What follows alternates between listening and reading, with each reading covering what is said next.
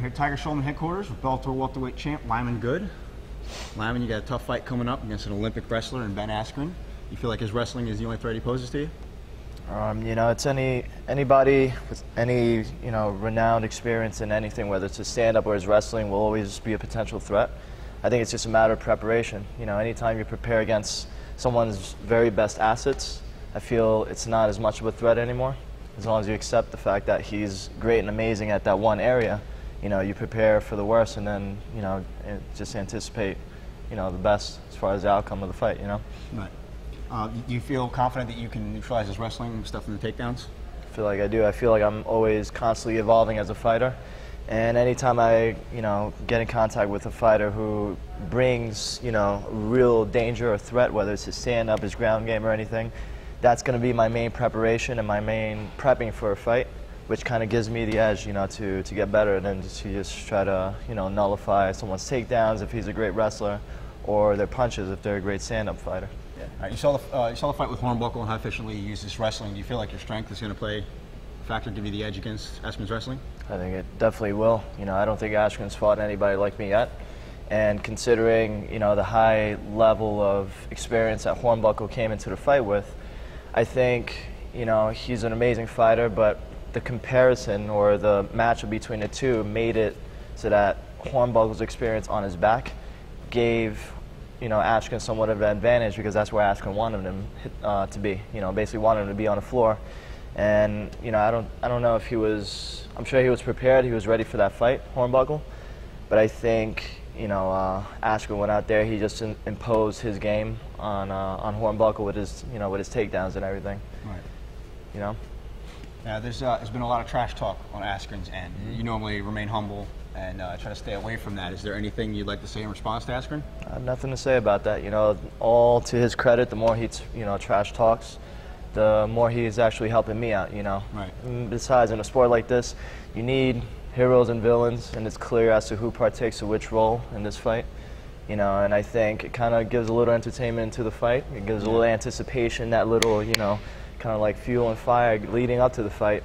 But I'm never going to be that type of fighter to trash talk anybody. You know, I give everybody my utmost respect, and the respect is actually what's going to help me to train just as hard. So I go into that fight prepared. But I'll tell you that that respect will end once we get into that cage.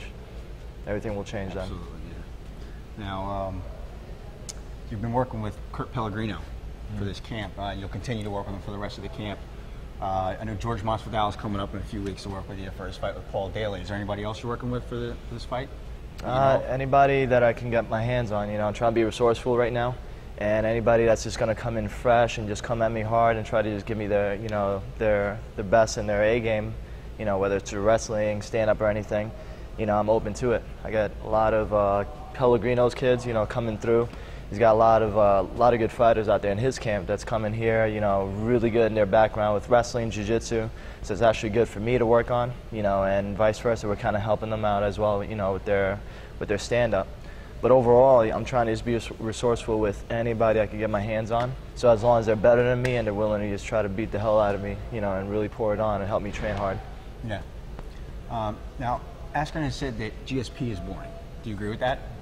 I don't think it's boring. I think, of course, this is Askren talking. Anything that comes out of his mouth is going to be trash talk anyways. Yeah. He doesn't know what he's talking about. But, you know, I think GSP is another fighter. I look up to him. You know, I mentioned before that, you know, he would even be somebody I would love to fight in the future.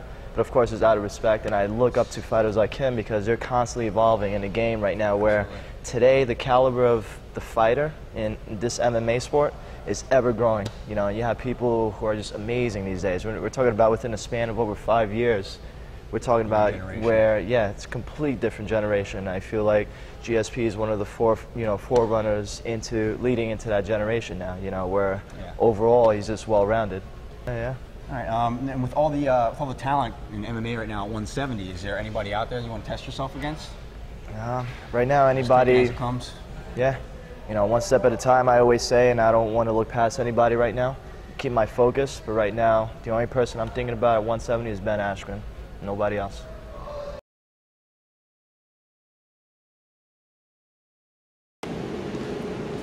Where is he? We gotta find this guy. Sleep. Look at this guy. Hey, wake up. We have the interview. What do you want? This is your bed?